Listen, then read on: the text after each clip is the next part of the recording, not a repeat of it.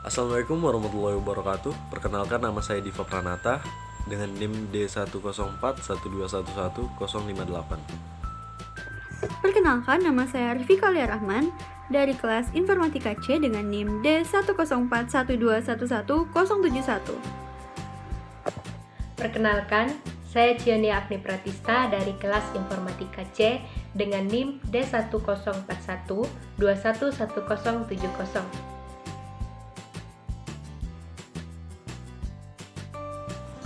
Pada kesempatan kali ini, saya akan menjelaskan tentang hardware dan software.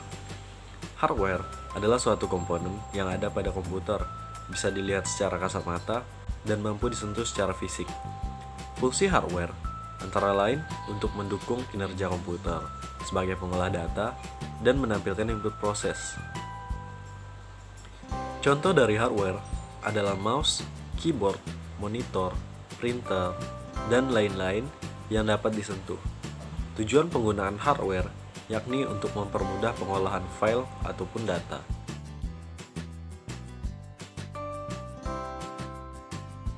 Sedangkan software adalah suatu bagian dari sistem komputer yang tidak memiliki wujud fisik dan tidak terlihat karena merupakan sekumpulan data elektronik yang disimpan dan diatur oleh komputer berupa program yang dapat menjalankan suatu perintah. Software atau piranti lunak adalah istilah khusus untuk data yang diformat dan disimpan secara digital, termasuk program komputer, dokumentasinya, dan berbagai informasi yang bisa dibaca dan ditulis oleh komputer. Dengan kata lain, bagian dari sistem komputer yang tidak berwujud. Fungsi software adalah untuk membuat komputer dapat menjalankan perintah pengguna. Istilah software diciptakan untuk membedakan instruksi ini dari hardware, perangkat keras, yaitu komponen fisik sistem komputer.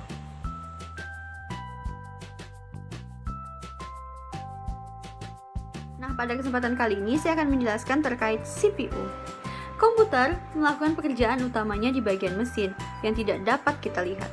Pusat kendali inilah yang mengubah input data menjadi output informasi. Pusat kendali ini disebut Central Processing Unit atau CPU. CPU adalah rangkaian sirkuit elektronik yang sangat kompleks dan luas, yang menjalankan instruksi program yang disimpan. Semua komputer, besar dan kecil, harus memiliki unit pemrosesan pusat. Tujuan komputer adalah melakukan beberapa bentuk pemrosesan data. CPU mendukung pemrosesan data dengan melakukan fungsi mengambil, mengkode, dan mengeksekusi pada instruksi yang diprogram. Secara bersamaan, fungsi-fungsi ini disebut sebagai siklus instruksi. Selain fungsi, siklus instruksi, CPU melakukan fungsi mengambil dan menulis data. Selanjutnya ada fungsi siklus instruksi CPU. CPU mengkode instruksi menjadi kode biner yang dapat dieksekusi. Setelah ini selesai, CPU melakukan apa yang diperintahkan instruksi, baik menjalankan operasi, mengambil atau menyimpan data, atau menyesuaikannya, menghitung program untuk melompat ke instruksi yang berbeda. Jenis operasi yang biasanya dapat dilakukan oleh CPU mencakup fungsi matematika sederhana seperti penjumlahan, perkalian, pengurangan, pembagian. CPU juga dapat melakukan perbandingan antara objek data menentukan apa mereka sama. Fungsi data CPU. Saat melakukan fungsi eksekusi dari siklus instruksi, CPU mungkin diminta untuk menjalankan instruksi yang membutuhkan data. Misalnya, menjalankan fungsi aritmatika membutuhkan angka yang akan digunakan untuk perhitungan tentunya. Instruksi yang digunakan oleh CPU dan data yang dioperasikannya disimpan di area memori yang sama. Alamat unik digunakan oleh CPU untuk melacak lokasi memori yang berbeda. Selanjutnya ada CPU mikroprosesor. Mikroprosesor komputer pribadi adalah chip yang berisi sirkuit yang diperlukan untuk mengontrol setiap operasi komputer. Ini memungkinkan setiap fungsi CPU dijalankan oleh satu chip yang lebih murah untuk diproduksi dan lebih dapat diandalkan karena penggunaan sirkuit terintegrasi. Komponen-komponen CPU sendiri memiliki sejumlah komponen yang banyak. Yang pertama ada unit logika, aritmatika atau disingkat dengan ALU, yang melakukan operasi aritmatika dan logis sederhana. Yang kedua ada unit control atau CU yang mengelola berbagai komponen komputer. Unit logika aritmatika atau ALU membaca dan menafsirkan instruksi dari memori yang mengubahnya menjadi serangkaian sinyal untuk mengaktifkan bagian lain dari komputer. Unit kontrol memanggil unit logika aritmatika untuk melakukan perhitungan yang diperlukan. Ketiga ada cache, yang berfungsi sebagai memori berkecepatan tinggi, tempat instruksi dapat disalin dan diambil. CPU awal terdiri dari banyak komponen yang terpisah, tapi sejak tahun 1970-an, mereka telah dibangun sebagai satu unit terintegrasi yang disebut mikroprosesor. Dengan demikian, CPU adalah jenis mikroprosesor tertentu. Komponen individual dari CPU telah menjadi sangat terintegrasi, sehingga Anda bahkan tidak dapat mengenalinya dari luar. CPU ini berukuran sekitar 2 inci x 2 inci. CPU terletak di motherboard. Motherboard memiliki soket untuk ini, yang khusus untuk jenis prosesor tertentu. CPU menjadi sangat panas, dan karenanya membutuhkan sistem pendingin sendiri dalam bentuk pendingin atau kipas. ALU adalah tempat perhitungan yang terjadi, tetapi bagaimana perhitungannya dapat dilakukan? Seperti yang kita ketahui, komputer atau untuk dunia komputer hanya terdiri dari 0 dan 1. Nah, di dalam prosesor kita dapat menyimpan 0 dan menggunakannya sebagai transistor. Ini adalah saklar mikroskopis yang mengontrol aliran listrik tergantung pada apakah saklar hidup atau mati. Jadi, transistor berisi informasi biner, 1 jika harus melewati dan 0 jika harus tidak melewati. Transistor terletak pada potongan silikon yang sangat tipis. Satu chip silikon dapat berisi ribuan transistor. Sebuah CPU tunggal berisi sejumlah besar chip. Gabungan ini hanya mencakup sekitar 1 inci persegi atau lebih. Perhitungan dilakukan dengan sinyal yang menghidupkan atau mematikan kombinasi transistor yang berbeda. Dan lebih banyak transistor berarti lebih banyak perhitungan. Bagaimana prosesor bekerja atau bagaimana prosesor komputer bekerja? Kerja CPU didefinisikan sebagai proses 3 langkah. Yang pertama, instruksi diambil dari memori. Yang kedua, instruksi diterjemahkan dan prosesor mengetahui apa yang diperintahkan untuk dilakukan. Yang ketiga, instruksi dieksekusi dan operasi dilakukan. 3 langkah ini berulang dalam siklus yang dimulai kembali dengan CPU mengambil instruksi selanjutnya. Langkah-langkah ini disebut sebagai siklus instruksi CPU. Operasi dilakukan oleh CPU. CPU menjalankan instruksi yang melakukan serangkaian operasi dasar. Ada operasi aritmatika seperti penjumlahan, pengurangan, perkalian, dan pembagian. Nah, bagaimana sih CPU menggunakan memori? Memori komputer mengacu pada area tempat data dan program disimpan. Ada 2 jenis memori komputer, primer atau utama, dan sekunder. Memori utama adalah memori yang bersifat sementara dan hanya menyimpan instruksi dan data untuk suatu program saat program sedang dijalankan.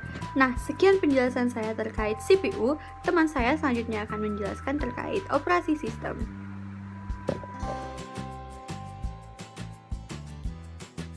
Saya akan menjelaskan tentang operating system. Apa itu operating system? Operating system atau sistem operasi adalah software terpenting yang berjalan di sebuah komputer. Sistem operasi atau operating system adalah salah satu software atau perangkat lunak yang tugasnya bertanggung jawab mengatur dan mengontrol kerja hardware atau perangkat keras serta menjalankan software atau aplikasi di dalam sebuah sistem komputer. Dengan kata lain, sistem operasi merupakan sistem yang mengendalikan operasi dasar serta memastikan sistem dalam komputer bisa berjalan dan berfungsi sebagaimana mestinya. Maka, sistem operasi dapat disebut juga sebagai esensial komponen. Komputer atau smartphone tidak akan bekerja dengan semestinya tanpa adanya operating system. Sistem operasi secara umum terdiri dari beberapa bagian. Yang pertama, mekanisme boot, yaitu meletakkan kernel ke dalam memori. Yang kedua, kernel, yaitu inti dari sebuah sistem operasi. Yang ketiga, command interpreter atau shell, yang bertugas membaca input dari pengguna. Yang keempat, pustaka-pustaka, yaitu yang menyediakan kumpulan fungsi dasar dan standar yang dapat dipanggil oleh aplikasi lain. Yang kelima, driver, untuk berinteraksi dengan hardware eksternal sekaligus untuk mengontrolnya. Cara kerja operating system. Sistem operasi komputer memiliki 4 tahap cara kerja, yakni yang pertama, melakukan manajemen proses. Artinya, sistem operasi melakukan penjadwalan, pembuatan file, penghapusan file, dan lain sebagainya. Yang kedua, sistem operasi komputer hanya bisa bekerja setelah menerima instruksi dari penggunanya. Yang ketiga, setelah menerima instruksi, kemudian dikelola atau diubah menjadi informasi yang diterima oleh perangkat lunak atau software yang ada di komputer. Yang keempat, tampilan komputer, hardware, akan berubah beberapa saat setelah sistem operasi memproses instruksi dan menjalankan apa yang diinginkan penggunanya. Operating system merupakan penghubung antara hardware dan software. Operating system atau sistem operasi adalah sistem yang berada pada lapisan pertama di mana memori hard disk diletakkan. Fungsi operating system. Sistem operasi memiliki beberapa fungsi penting, dan tanpa adanya sistem operasi, maka komputer tidak dapat menjalankan program dan fungsinya. Beberapa fungsi utama dari sistem operasi adalah sebagai berikut. Yang pertama, menjalankan operasi dasar. Fungsi utama dari sistem operasi adalah menjalankan operasi dasar pada komputer. Sebelum aplikasi berjalan dan dapat berfungsi pada suatu komputer, maka sistem operasilah yang memungkinkan program atau aplikasi tersebut dapat berjalan dan ditampilkan kepada pengguna atau user yang menggunakan perangkat komputer tersebut. Yang kedua, mengatur kerja hardware dan software. Sistem operasi adalah resource manager dalam perangkat komputer.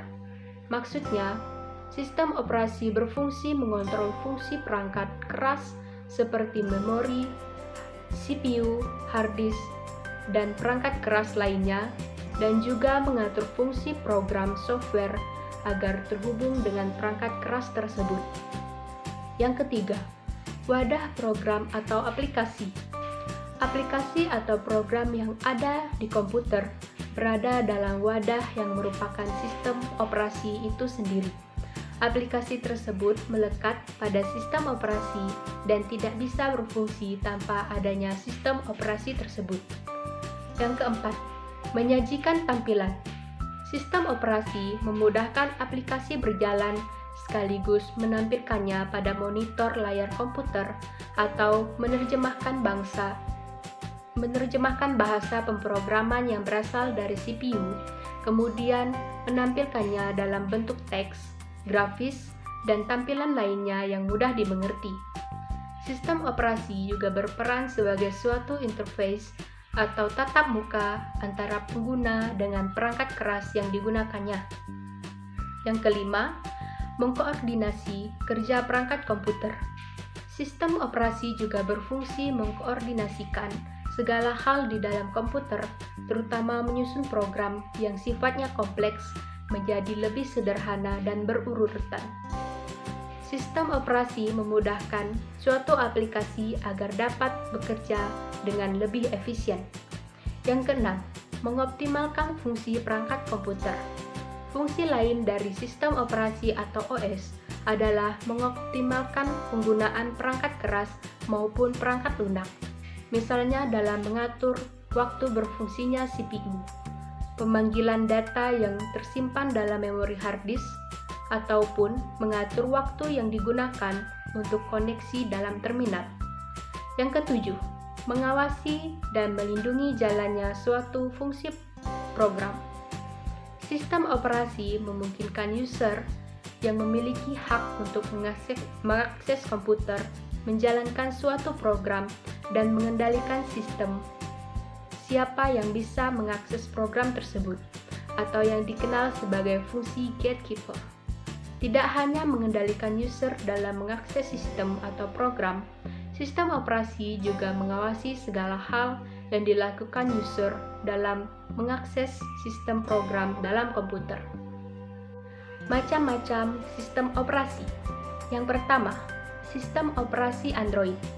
Sistem operasi Android adalah SO berbasis Linux yang dirancang untuk digunakan pada perangkat mobile berlayar sentuh seperti telepon pintar atau komputer tablet.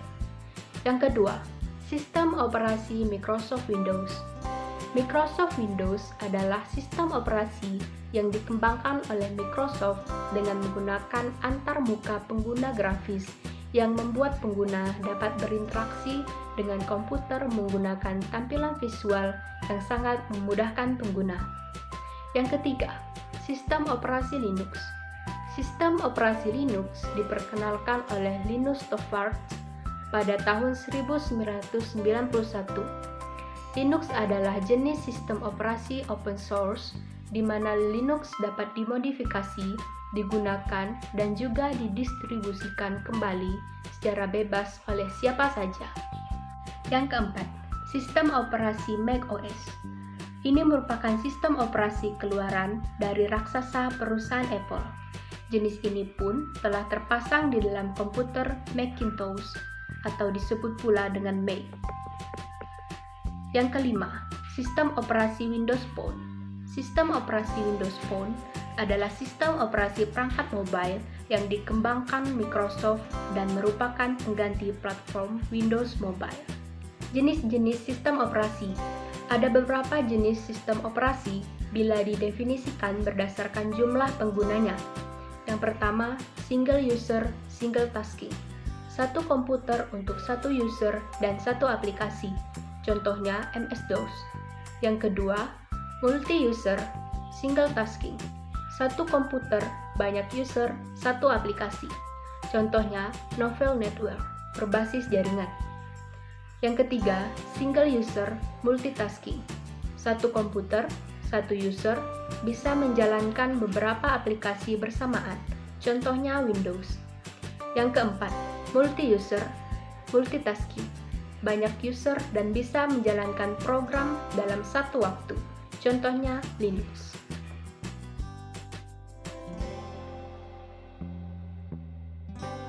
Network atau jaringan adalah sekelompok komputer yang terhubung yang bisa saling berbagi sumber daya seperti printer atau modem dan data. Pada definisi sederhananya, network dapat menghubungkan setiap perangkat untuk bisa saling terhubung satu sama lainnya, sehingga bisa mengirim informasi ke sasaran.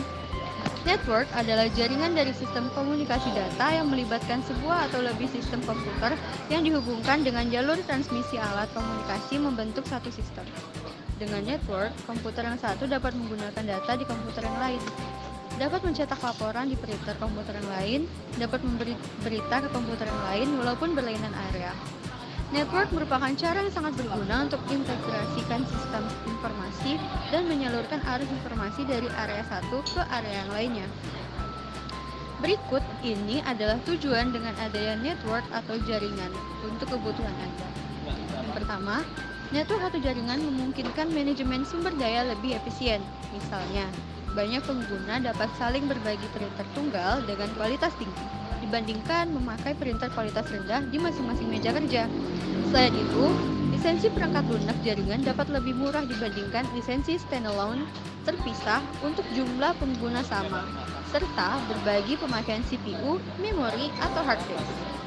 Network atau jaringan membantu mempertahankan informasi agar tetap andal dan up-to-date tentunya. Sistem penyimpanan data terpusat yang dikelola dengan baik memungkinkan banyak pengguna mengakses data dari berbagai lokasi yang berbeda dan membatasi akses ke data sewaktu sedang diproses. Network atau jaringan membantu mempercepat proses berbagai data atau data sharing. Transfer pada data pada jaringan selalu lebih cepat dibandingkan sarana berbagi data lainnya yang bukan jaringan. Network atau jaringan memungkinkan kelompok kerja berkomunikasi dengan lebih efisien. Surat dan penyampaian substansi pesan elektronik merupakan substansi sebagian besar sistem jaringan. Di samping sistem penjadwalan, pemantauan proyek, konferensi online, dan groupware, di mana semuanya membantu tim bekerja lebih produktif. Network atau jaringan membantu usaha dalam melayani klien mereka secara lebih efektif. Akses jarak jauh ke data terpusat memungkinkan karyawan dapat melayani klien di lapangan dan klien dapat langsung berkomunikasi dengan pemasok. Internet merupakan jaringan komputer yang dibentuk oleh Departemen Pertahanan Amerika Serikat pada tahun 1969 melalui proyek lembaga ARPA yang mengembangkan jaringan yang dinamakan ARPANET, Advanced Research Project Agency Network, di mana mereka mendemonstrasikan bagaimana dengan hardware dan software komputer yang berbasis Unix. Tujuan awal dibangunnya proyek itu adalah untuk keperluan militer. Pada saat itu, Departemen Pertahanan Amerika Serikat, US Department of Defense, membuat sistem jaringan komputer yang tersebar dengan menghubungkan komputer di daerah-daerah vital untuk mengatasi masalah bila terjadi serangan nuklir dan untuk menghindari terjadinya informasi terpusat yang apabila terjadi perang dapat mudah dihancurkan. Pada mulanya, ARPANET hanya menghubungkan 4 situs saja, yaitu Stanford Research Institute, University of California, Santa Barbara, University of Utah, di mana mereka membentuk satu jaringan terpadu pada tahun 1969. Dan secara umum ARPANET diperkenalkan pada bulan Oktober 1972. Tidak lama kemudian, proyek ini berkembang pesat di seluruh daerah dan semua universitas di negara tersebut ingin bergabung, sehingga membuat ARPANET kesulitan untuk mengaturnya. Oleh sebab itu, ARPANET terpecah dibagi menjadi dua, yaitu MILNET untuk keperluan militer dan ARPANET, Advanced Research Project Agency Network, baru yang lebih kecil untuk keperluan non-militer seperti universitas-universitas. Gabungan kedua jaringan akhirnya dikenal dengan DARPA Internet, yang kemudian disederhanakan menjadi Internet.